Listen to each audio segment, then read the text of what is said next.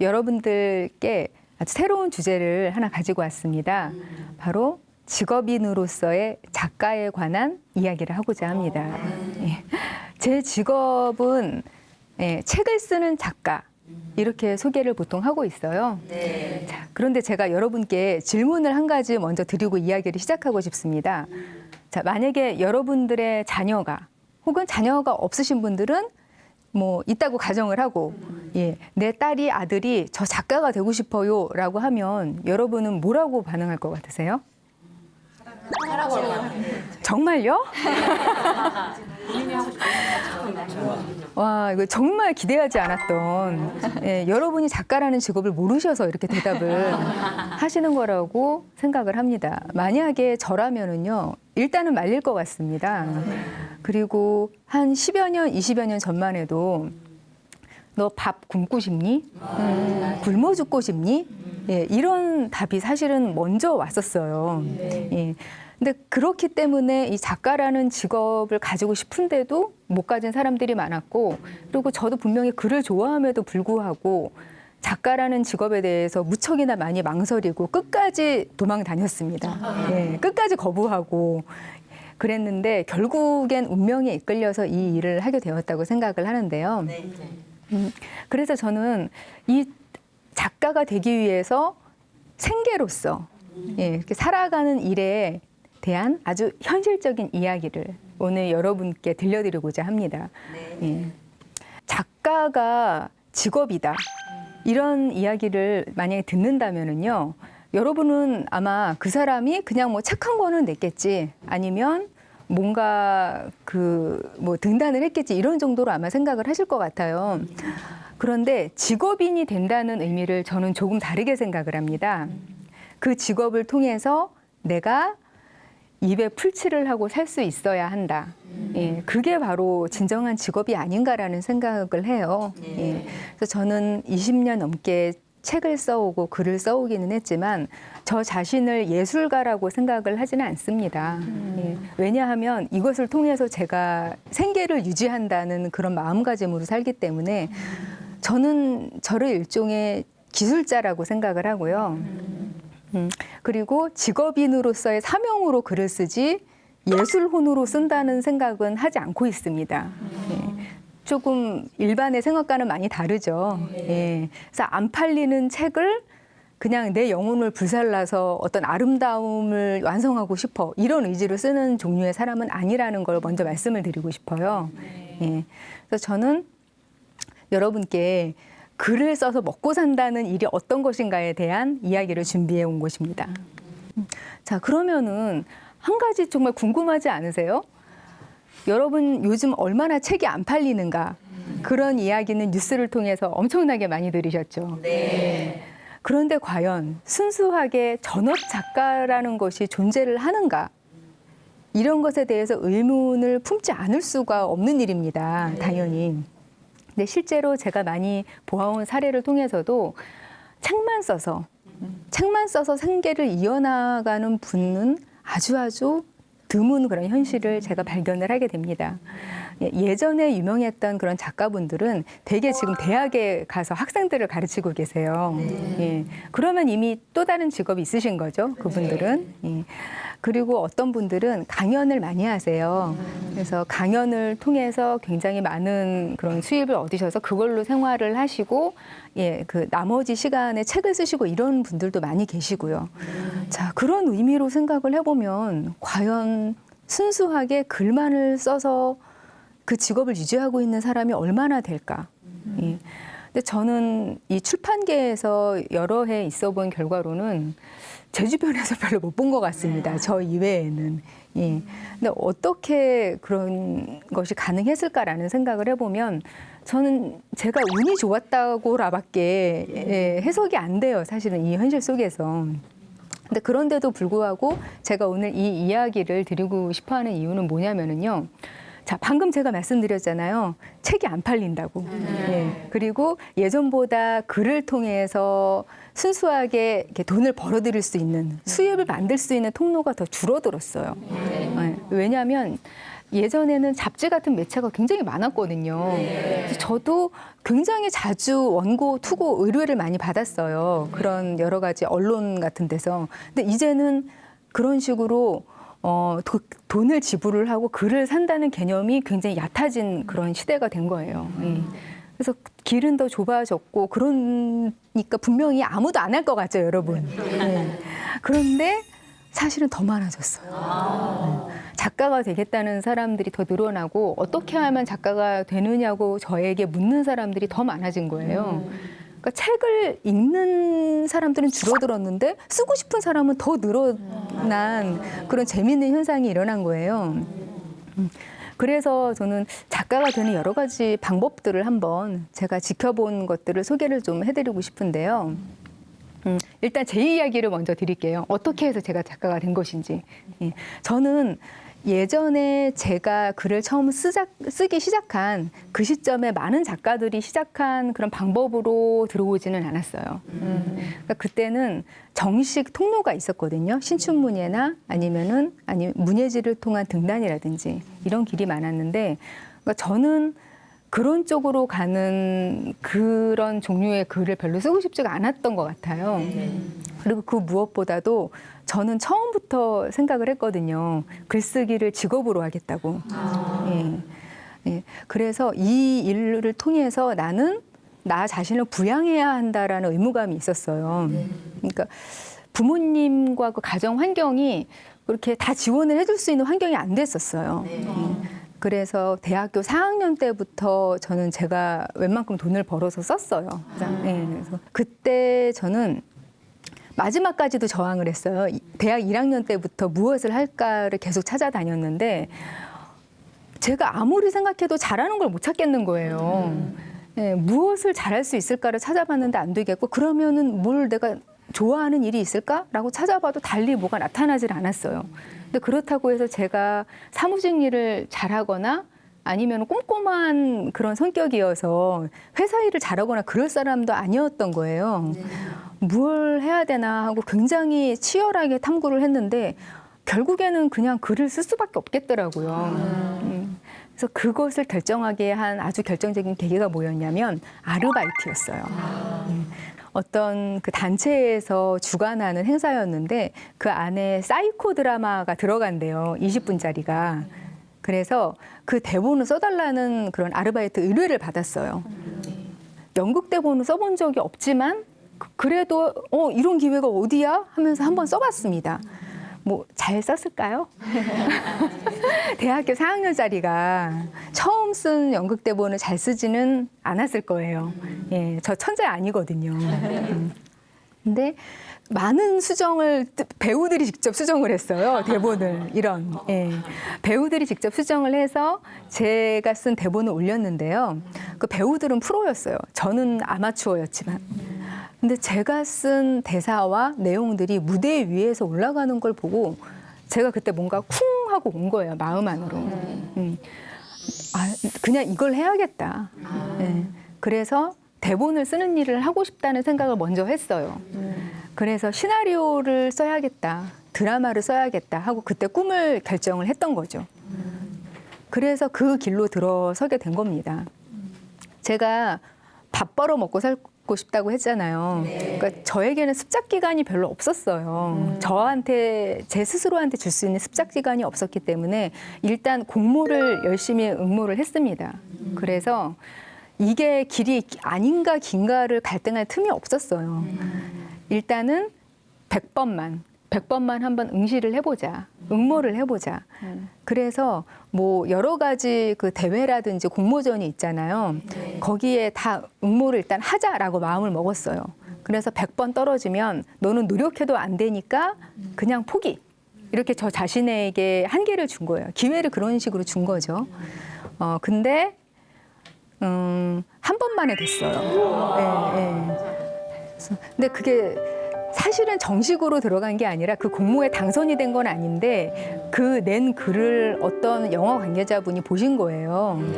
그래서 이 작품이 당선작은 아니지만 이 작가하고 한번 일해보고 싶다. 그렇게 해서 영화계에 들어갔습니다. 근데 결론적으로는 저는 실패한 시나리오 작가가 되긴 했어요. 네, 왜냐하면은 영화 제작사에 소속이 돼서 시나리오를 3편을 완성을 했어요. 굉장히 뼈를 깎는 고통으로 완성을 했는데 3편 다 여러 가지 이유로 영화화는 되지 못했어요. 근데 마지막으로 쓴 작품이 너무 아까웠던 거예요. 그래서 그것을 소설로 한번 바꿔서 쓰겠다는 생각을 했어요. 그래도 세상에 빛을 보게 해보자. 그래서 그 실패한 시나리오를 소설로 각색을 제가 스스로 한 겁니다. 그래서 그것을 출판사에 제의를 했고 원고 내용이 괜찮다고 투고를 한 게 인정을 받아서 제 첫 책이 나오게 된 겁니다. 그래서 2권짜리 장편 소설이 지금은 절판이 됐는데 그 책이 나왔어요. 그렇게 해서 처음으로 책 쓰는 일을 제가 시작을 하게 된 겁니다. 운명이었죠. 어떻게 보면. 근데 이게 막상 해보니까 제 적성에 너무 맞는 거예요. 책을 쓰는 일이. 저는 책을 쓰는 일은 굶어 죽는 일이라고 생각을 했기 때문에 끝까지 피하고 싶었어요, 사실. 근데 뭔가 드라마나 영화나 이쪽은 그래도 뭔가 대중적인 장르이기 때문에 그게 생계가 될 수 있을 거라고 생각을 했지만 책이야말로 정말 그대로 굶어 죽는 지름길이라고 생각을 했거든요. 근데 결국에는 그쪽으로 갔던 길이 이리로 저를 인도를 했던 거예요. 그래서 결국에는 제가 책 쓰는 작가로서 생존을 하게 된 그런 상황이 다가온 것이죠. 그런데 어느 날 제가 29살쯤 됐을 때 일이었는데 제가 20대를 잘못 살았다는 생각이 드는 거예요. 근데 나에게는 언니나 아니면 조언을 해줄 사람이 없었기 때문에 내가 그렇게 잘못 살았던 거야. 라는 의무감 비슷한 것이 들어와서 외도를 하게 됩니다. 그래서 소위 자기계발서라고 나중에 저는 그렇게 쓰지는 않았지만 나중에 자기계발서로 분류가 된 그런 종류의 책을 그냥 막 쓰게 됐어요. 외도 비슷하게 쓰고 싶은 이야기를. 그런데 그 책이 너무 대박이 난 거예요. 소위 말해서. 그래서 사랑을 좀 지나치게 많이 받았습니다. 그 책이. 그래서 외도로 한번 써본 책인데 그게 더 사랑을 받았던 거예요. 그래서 처음에는 계속 벗어나려고 했었죠. 내 길은 아닌데 나는 그냥 소설을 쓰고 싶었는데 하면서 계속 피해 다니면서 다른 작품 그 사이에도 쓰고 원래 제가 쓰기도 했던 동화 작가이기도 하거든요. 동화책도 동시에 계속 쓰면서 활동을 계속 했던 거죠. 그런데 그 관심이 사그라들질 않는 거예요. 에세이, 자기계발서를 통해서 뭔가 인생이 바뀌었다. 이런 분들이 너무 많이 나오니까 혹시 나한테도 그런 역할과 사명이 있는 건 아닐까? 그런 생각을 차차 해보기 시작했어요. 그래서 원래는 책이 굉장히 잘 되면은 후속편을 강요받습니다, 거의. 왜냐하면 무조건 잘 팔리니까. 근데 저는 안 썼어요. 안 쓰다가 2년 만에 결국에는 책이 나오게 됩니다. 필요성을 느껴서. 그때 2년 만에 생각을 바꾸게 됐던 거죠. 그리고 그 이후에도 고민을 많이 하기는 하다가 지금은 제가 여러 사람에게 영향을 주고 그분들에게 아주 중요한 터닝 포인트를 제공했다는데 제가 뭐라고 그걸 고집을 부렸나라는 생각을 하고 있어요. 그래서 또 다른 이끌림으로 계속 어떤 직접적인 그런 메시지를 전달하는 그런 책으로 살고 있어요. 그리고 그 저의 어떤 진심이랄까 이런 것들이 중국과 그리고 각 아시아 나라에도 전달이 돼서 아주 한국보다 훨씬 더 많은 그런 독자들과 함께 이것을 나누고 있습니다. 그래서 그분들께서 제 직업을 유지할 수 있게 모두가 도와주고 계세요. 지구에서 저를 도와주고 있는. 굉장히 운이 좋다고 생각을 하고 있습니다.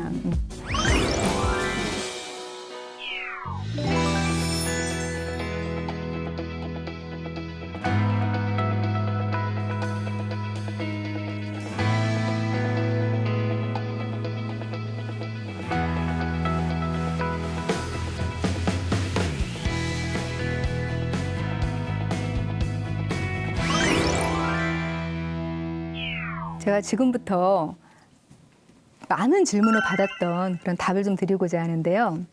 작가가 되는 방법은 뭐뭐 있을까? 정말 가장 많이 받는 질문입니다. 중학생들도 저한테 이메일을 보내요. 어떻게 하면 작가가 될 수 있습니까? 사실은 첫 번째는 말리고요. 좀 하지 마 이렇게 말리고 그래도 정하겠다고 하면 이러이러한 방법들이 있어요 하고 소개를 하는 것들인데요. 신춘문예. 예전에는요. 이게 뭐냐면은요. 신춘문예에 당선된다는 게 옛날로 따지면 장원급제 하는 거예요. 예. 그래서 1등 하면은 신춘문예 그 작품집이 있죠. 거기에 일단 실리고 그 작품집들은요. 베스트셀러 1위 막 이렇게 찍고 그랬던 시대가 있었어요. 그래서 굉장한 영광이었고 작가 보증 수표 이런 관문이었죠. 그런데 요즘은 신춘문예를 통해서 작가가 됐다는 사람들 만나기가 오히려 더 어려운 상황이기는 해요. 그러면 요즘 신춘문예가 있긴 있나요? 어떤 것 같으세요? 네. 이게 없다고 대답을 하시는 분 얘기도 분명히 제가 들었어요. 방금 계셨어요. 근데 그렇게 생각할 법도 한 게 존재감이 옛날 같지는 않은 거예요. 자, 이제 2019년 신춘문예 현황을 제가 한번 소개를 해드릴 텐데요. 분명히 존재를 해요. 없는 것 같았는데. 25개의 언론사에서 전국에 다 흩어져 있어요. 25개의 언론사에서 옛날처럼 다 그렇게 하고 있고요. 봄마다 분명히 모집을 합니다. 그리고 무려 64,951명이라는 6만 명이 넘어요. 6만 명이 넘는 사람들이 투고를 해요. 그리고 그 중에서 불과 몇 명이에요? 장원급제 맞죠? 이 정도면. 장원급제급입니다. 그러니까 이런 아주 작은 확률을 뚫은 사람들이 자, 이제부터 당신은 작가입니다라고 자격증을 받은 거예요. 근데 이렇게 많은 사람들이 정말 10년 동안 계속 재수, 삼수 뭐 이렇게 하면서 응시를 하고 응모를 하고 당선이 돼서 작가의 꿈을 이루고 있는 게 아직까지도 이런 현실이에요.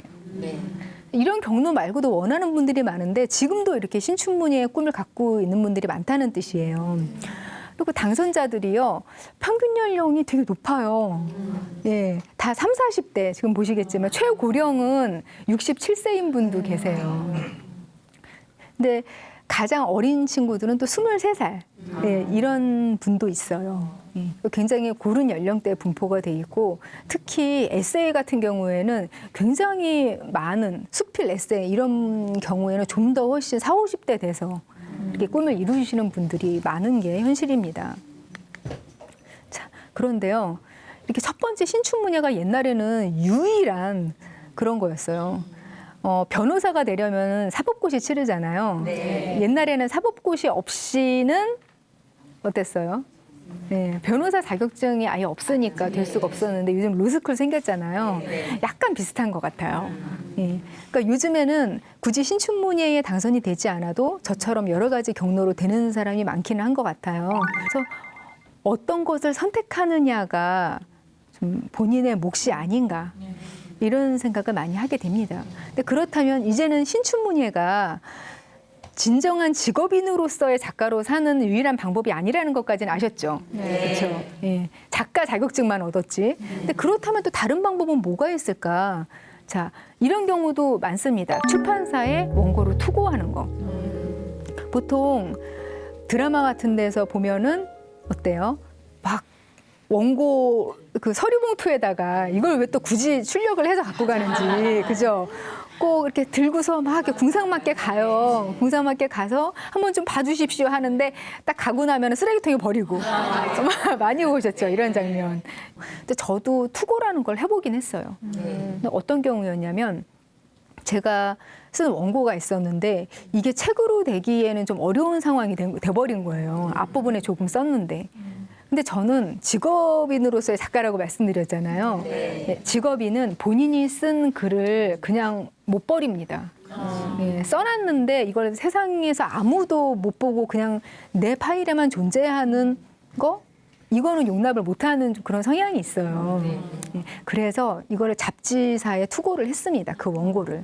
그래서 이거를 잡지에서 좀 에세이 형식 이런 걸로 요즘 세태에 맞게 있게 그렇게 좀 해주십시오 하고 여성 잡지 몇 군데에다 보낸 거예요. 그러니까 그때는 제가 완전히 무명 작가인 그런 때였어요. 아직. 예.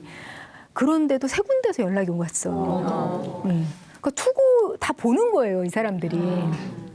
그래서 가장 먼저 연락을 해온 그 잡지사에 그대로 원고가 나갔죠.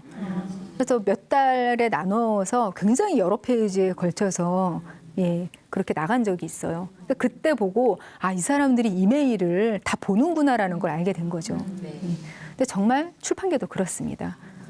그래서 제대로 된 원고를 한번 보여주고 싶다. 내가 괜찮은 이야기를 가지고 있다. 이러면 저는 보내보시는 것도 괜찮을 거라고는 생각을 합니다. 그리고 또 세 번째 방법이 있는데요. 자, 이런 분들 요즘 많으십니다. 콘텐츠를 스스로 만들어서 거기에 글을 써보는 겁니다. SNS 작가 요즘 많이 등장하죠. 블로그 작가도 많이 등장합니다. 그리고 요즘에는요, 그 출판계의 세계 중심인 뉴욕, 예, 거기서 베스트셀러 작가가 된 분들도 파워블로거 출신들이 꽤 많아요. 그래서 이제는 정통적인 작가와 그 SNS나 아니면은 여러 온라인 플랫폼을 통해서 작가가 된 분들을 그다지 구분을 하지 않아요. 그래서 예전 같으면 무시당했었겠죠. 예. 근데 이제는 또 그런 시대가 아닌 것은요. 그만큼 글쓰기가 어려워진 환경이기도 하지만 또 반면에 길은 넓어졌어요. 이 안에서 살아남는 방법에 따라서 본인의 입지가 장점이 될 수도 있고 단점이 될 수도 있는 시대가 된 거라는 거죠. 예. 그래서 여러분 모두가 당장 작가가 될 수도 있는 그런 시대가 된 겁니다. 예. 자, 그리고요. 이제 가장 또 질문을 많이 받는 것 중에 하나예요. 도대체 습작은 어떻게 해야 하나요? 제가 작가가 되고 싶습니다. 그런데 글을 어떻게 하면 잘 써야 할지 저는 도무지 모르겠어요. 라는 질문도 엄청나게 받는데 저는 이게 그렇게 어렵지 않다고 생각을 합니다. 예. 그러니까 저 같은 경우는 그냥 썼어요. 예. 그런데 그 쓴 것이 대단한 기술이 필요로 하는 그런 방법으로 쓴 게 아니라 그냥 무작정 쓴 거죠. 제가 13살부터 일기를 쓰기 시작했거든요. 근데 자, 뭔가 좀 이상하지 않으세요? 13살부터라니 보통 13살에 끝나잖아요. 네, 뭔지 아시죠? 초등학교에서 억지로 그림 일기 그리게 하잖아요. 예. 그러니까 억지로 그림 일기 저도 했어요. 예. 근데 그거는 제가 안 치는 거예요. 제가 일기 쓴 걸로. 13살 때 그때 비밀일기라는 그런 외국 베스트셀러를 제가 읽게 됐어요. 근데 너무 재밌는 거예요, 그 책이.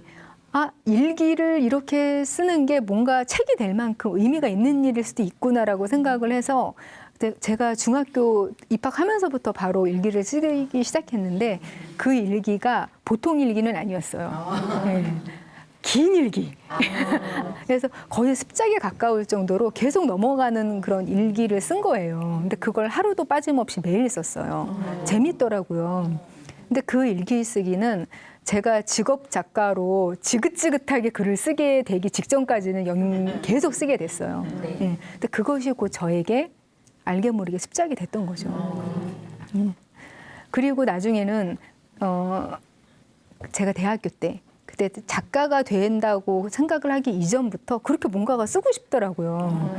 그래서 항상 수첩을 들고 다니면서 수첩에 언제나 뭘 그렇게 적고 있었어요. 틈만 나면. 그래서 저는 그때부터 제가 재능이 없다고 생각을 분명히 했었는데 제 주변 사람들은 그렇게 얘기를 하더라고요. 쟤는 작가가 될 거야. 저는 전혀 몰랐는데. 예. 그러니까 얼마나 그렇게 많은 것들을 쓰고 있었으면 그렇게 이야기를 했었겠어요. 예. 하지만 저는 한 번도 그렇게 생각을 해본 적이 없었는데 나름대로의 습작이 됐던 거죠. 저는 학교 다니면서 단 한 번도 상이라는 걸 받아본 적이 없어요. 예. 그래서 제가 글을 잘 쓴다고 생각을 하지도 않았었죠. 자, 저는요, 글쓰기가 이 노래하기하고 똑같다고 생각을 해요. 예. 노래하는 실력이 어떤 식으로 느는가를 관찰해 보시면 글쓰기도 그런 식으로 느는다는 것을 아실 수 있을 것 같아요. 저는 노래를 제가 꽤 했습니다. 제가 생각해도. 예. 그러니까 항상 노래를 부르니까 늘더라고요. 예. 그래서 뭐 노래방 같은 데 놀러 가면 재미있게 이렇게 막 부르면서 노래 꽤 잘하는데 뭐 이런 얘기도 듣고 그랬었어요. 그런데 제가 대학을 졸업하고 계속 이 일을 하게 되면서 노래방 갈 일이 없더라고요. 그래서 무려 20년 동안 노래를 안 부른 거죠. 근데 어느 날 제 딸과 함께 그 우쿨렐레를 배우면서 반주를 하고 노래를 부르는데 딸이 저한테 그 얘기를 하는 거예요. 아, 몰랐는데 우리 엄마가 음치였구나. 안 부르면은 그렇게 되는 거더라고요. 자, 노래하기도 어때요? 엄청난 디바들 보면요. 뭐 머라이어 캐리 이런 사람들은 아무리 연습을 해도 그 정도까지 잘 부르지 못한다고 해요. 몇 옥타브를 막 넘나들면서 노래를 부르는 사람인데 예, 그 정도가 되면은요. 어떻게 되냐면은요. 태어나야 돼요. 맞아요. 예, 그쯤 되면은 그냥 태어나야 됩니다. 예. 그래서 어떻게 보면은 노래를 잘하는 거는 그냥 재능이라고 생각을 많이들 하잖아요. 예. 그런데 또 다른 면에서는 뭐가 있냐면은요. 자, 헐리우드 영화에서 가수의 전기 영화들 많이 나오죠. 예. 그리고 뮤지컬 영화도 많이 나와요. 근데 저 가수가 저렇게 노래를 많이 잘 불렀었나? 의외네. 연기도 잘하고 예쁜데 노래도 너무 잘 불러. 이렇게 생각해 본 적 없으세요? 네. 많으실 거예요. 네, 제법 잘 부릅니다. 근데 그분들이 그 영화를 찍기 전에는 그렇게 못 불렀대요. 그런데 영화 그 크랭크인 들어가기 전에 한참 전부터 계속해서 그 보컬 트레이닝을 받는다고 해요. 네. 그래서 그 짧은 기간 동안에 6개월에서 1년 이런 기간을 두고 엄청나게 연습을 하고 노래를 좀 더 잘 부르는 법도 따로 배우고 이러는 겁니다. 그 한계까지는 올라가는 거예요. 그러니까 머라이어 캐리만큼은 안 돼도 아, 저만 하면 잘 부르네. 예, 그리고 영화에 나올 정도는 되네. 라는 정도까지는 올라갈 수 있다는 얘기죠. 예, 그리고요. 저는 노래방이 생기는 거를 목격을 한 그 세대거든요. 예. 그러니까 어렸을 때부터 태어나면서부터 노래방이 있었던 그 세대는 아니에요. 예. 그러니까 어느 날부터 노래방이라는 것이 생기더니 사람들이 전반적으로 노래를 다 잘하더라고요. 예.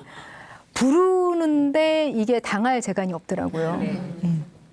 자, 보통 그 얘기를 많이 하세요. 글을 과연 쓰기만 한다고 많이 늘어요? 이렇게 얘기를 많이들 하시잖아요. 근데 늘어요. 제가 아까 습작 이야기를 했는데 일기를 썼다고 하지 않았습니까? 예.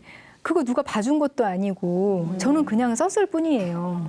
특별히 무슨 수련을 받은 것도 아니고 강좌를 들은 적도 없어요. 근데 그런데도 나중에 보면 늘더라고요. 예. 제가 그 일기를 아직까지 다 가지고 있거든요. 이만한 박스에 일기가 가득 차 있어요. 일기장이. 예. 그래서 그 시대별로 유행했던 예쁜 일기장이 다 있습니다. 저한테는. 예. 100년 일기장 들어보셨죠? 정말 변색 안 하더라고요. 예. 뽀얗게 그대로 있어요. 그 종이가. 근데 그럴 정도로 그냥 썼는데 그 과정이 보이잖아요. 지금 저도 전문가니까. 확실히 늘더라고요. 혼자만 써도. 근데 가만히 생각해 보십시오.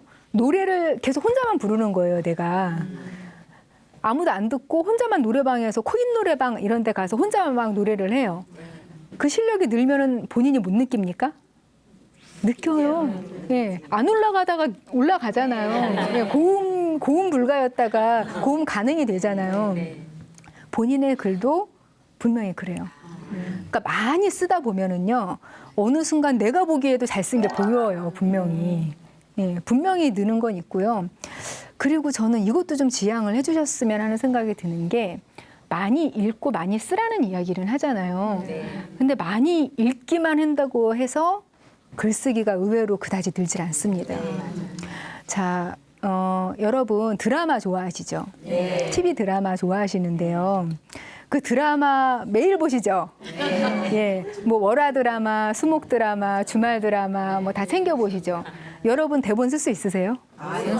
네, 못 쓰시죠? 예, 책이라고 과연 읽기만 한다고 잘 쓰게 될까요? 안 늡니다. 예, 근데 대신에 아예 안 읽으면 안 돼요. 예, 어느 정도 수준은 당연히 책을 읽어야지 글쓰기가 느는 건 너무나 당연한 일입니다. 이거는 드라마도 마찬가지예요. 드라마를 태어나서 한 편도 안 썼는데 갑자기 드라마 작가를 잘할 수는 없는 일 아닙니까? 하지만 드라마를 보기만 한다고 해서 드라마 작가 될 수 있는 건 아니죠. 비슷해요. 노래도 마찬가지예요. 그죠? 듣기만 한다고 실력이 늘진 않죠. 따라 불러야죠. 그래서 일단은 많이 쓰게 되면은 경지에 오릅니다.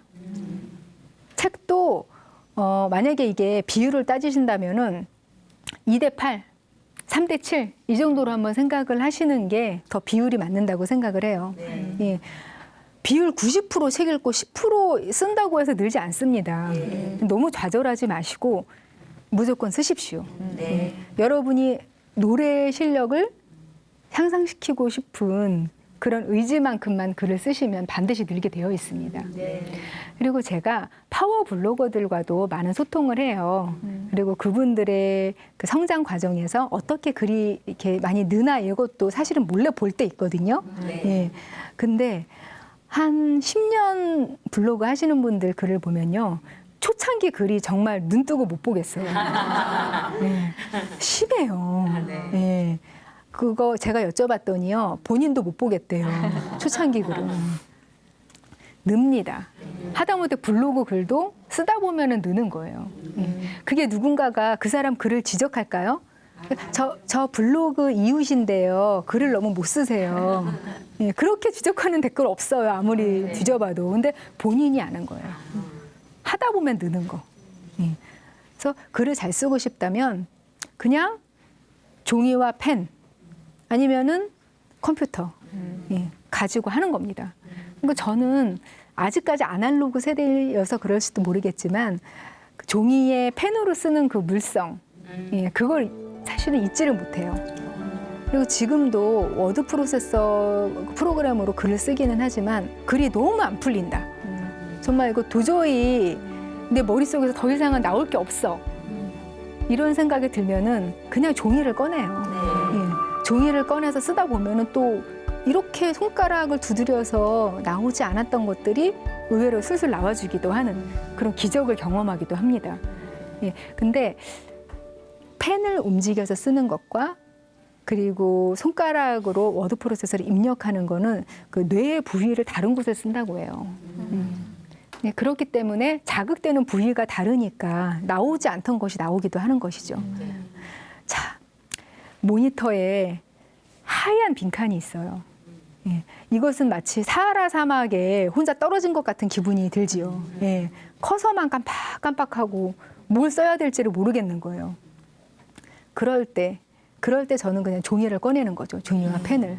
그리고 정 안 되겠으면 낙서라도 하는 거예요. 뭐 동그라미도 그리고 뭐 괜히 글쓰기란 무엇인가, 글이 안 써지네, 막 이런 이야기도 써보고 내가 지금 무엇에 대해서 쓰려고 하는가 이런 헛소리도 다 써보는 거예요.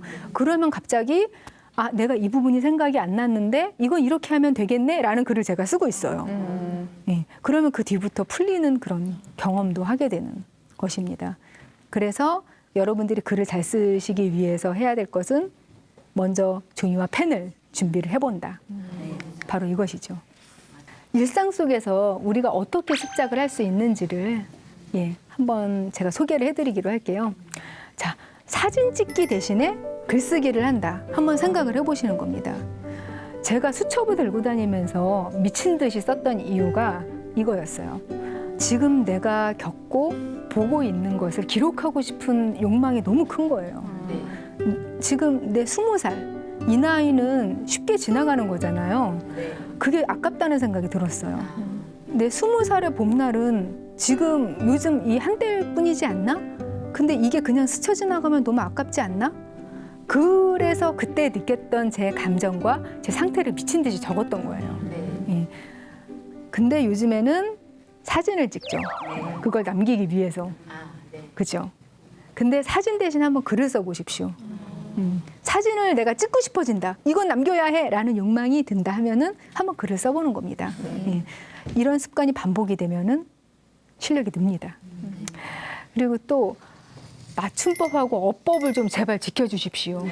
제가 인터넷에서 요즘 점점 심해지는 그런 맞춤법의 그런 사태를 볼 때마다 너무 가슴이 아파요. 아름다운 한국어인데 우리 세종대왕님께서 창제하신 한글을 좀 더 아름답게 써야 하는데 네.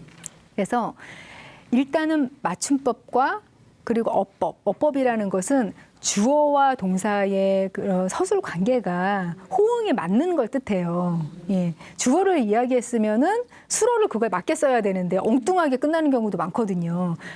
어법하고 맞춤법만 제대로 맞춰도 어느 정도는 진심으로 잘 쓴 것처럼 보여요.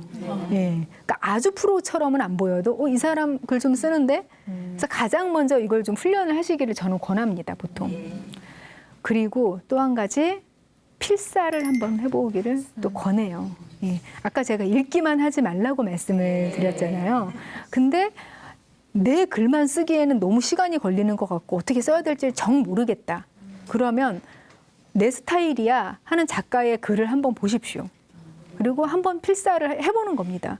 그걸 가지고 글씨 쓰는 연습이라고 생각하지 마시고 한번 이 문장을 내가 따라해보고 싶어 라는 생각을 가지고 좀 생각을 하면서 필사를 해보시면 그 작가의 글을 따라가게 돼 있거든요. 근데 그게 남의 작가 스타일을 내가 따라만 하면 된다고 이게 되나? 라고 생각을 할 수는 있어요. 근데 응용이 가능해집니다. 그게. 그래서 결국에는 본인만의 색깔을 덧입혀서 본인만의 문체를 만드실 수가 있게 됩니다. 한번 필사는 가장 좋아하는 책으로 도전을 해보십시오. 예. 뭐 어린 왕자 같은 그런 글밥이 작은 책들이 있잖아요. 예. 그런 책들로 먼저 도전을 해보시면 정말 좋을 것 같습니다. 그리고 제가 진정한 작가 지망생들에게 권하는 방법이 또 한 가지가 있어요. 자, 글을 써서 한번 돈을 벌어보십시오. 라고 권합니다. 제가 글 쓰는 작가로서 굉장히 실력이 빨리 는 편이에요. 그 이유가 뭐였냐면 처음부터 저는 돈을 받고 글을 쓰기 시작했습니다. 그러면 어떤 일이 벌어지냐면 저에게 그 글을 의뢰했던 사람들이 저에게 돈을 주면서 제 글을 평가해줘요. 그런 일이 생깁니다. 그것도 아주 냉정하게 평가를 해줍니다.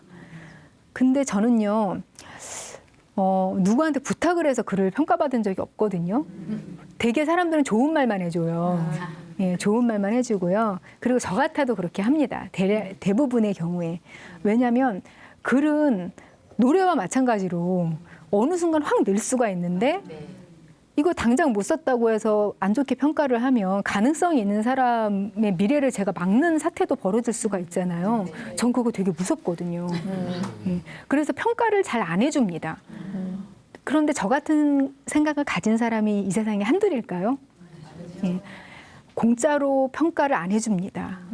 그런데 제가 그 일을 아주 뭐 적은 그런 수입을 바라보고서 일을 한다고 해도 저에게 의뢰한 사람들은 너무나 냉정하고 정확한 평가를 해주거든요. 어떤 면을 빠르게 개선을 할 수 있는 그런 방법입니다. 물론 자존감이 조금 깎여나갈 수는 있어요, 처음에. 그런데 이런 식으로 생각을 하면은 전혀 그게 자존심 상하는 일이 아니고 감사한 일이더라고요. 길을 찾아보면 분명히 글을 써서 뭐 아르바이트라든지 그런 걸 할 수 있는 일들도 찾아보면 있긴 있거든요. 근데 그런 걸 한번 도전을 해보시면 가장 빠르게 될 거라고 생각을 합니다. 그리고 공개적인 곳에 한번 글을 써보는 것도 권하고 싶은 일이에요. 예, 블로거들이 점점 글이 는다고 했잖아요. 남들이 보는 글이기 때문에 좀 더 의식을 하면서 두 번, 세 번 보게 되거든요. 분명히 글이 늘고요. 그리고 본인도 알게 됩니다. 이 글을 이렇게 썼더니 사람들이 뭐 글 지적까지는 안 해도 좋은 글에는 좋은 반응을 또 보이거든요. 그러면 내가 글을 어떻게 썼길래 이렇게 반응이 좋지? 다시 한번 보게 되죠. 예. 그러면은 어떻게 강조를 하고 무엇을 빼야 하고 어떻게 고쳐야 하는지 이런 걸 스스로 깨닫게 되더라는 것이죠. 만약에 내 이름을 걸고 글을 쓰는 게 정말 부끄럽다, 그럴 자신은 없다 하면 요즘에 이 인터넷 세상에 익명으로 가능한 공간이 또 얼마나 많습니까? 예. 그런 곳에 연재를 하다 보면 냉정하게 평가를 받게 돼 있어요. 그런 곳에서 연재를 하다가 정식으로 데뷔하는 분들도 정말 많습니다. 예. 분명히 여러 게시판에서 그냥 막 글을 올렸을 뿐인데 팬들이 막 붙는 거예요. 그리고 그 팬들이 정식 그 플랫폼에 올려주기도 해요, 저절로. 그러면 갑자기 데뷔를 하게 되는 거예요. 글이 정말 좋으면 점점 나아지면 그런 일도 생깁니다.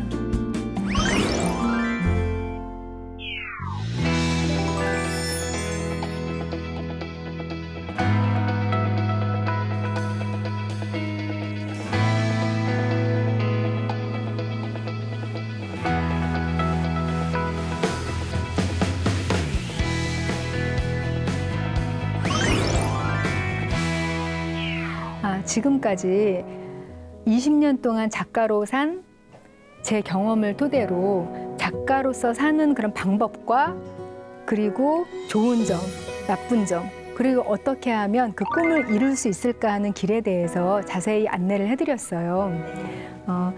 이제는 모든 사람이 다 작가가 될 수도 있고 그 사람들이 다 작가가 아닌 그런 아주 신기한 세상이 되었어요.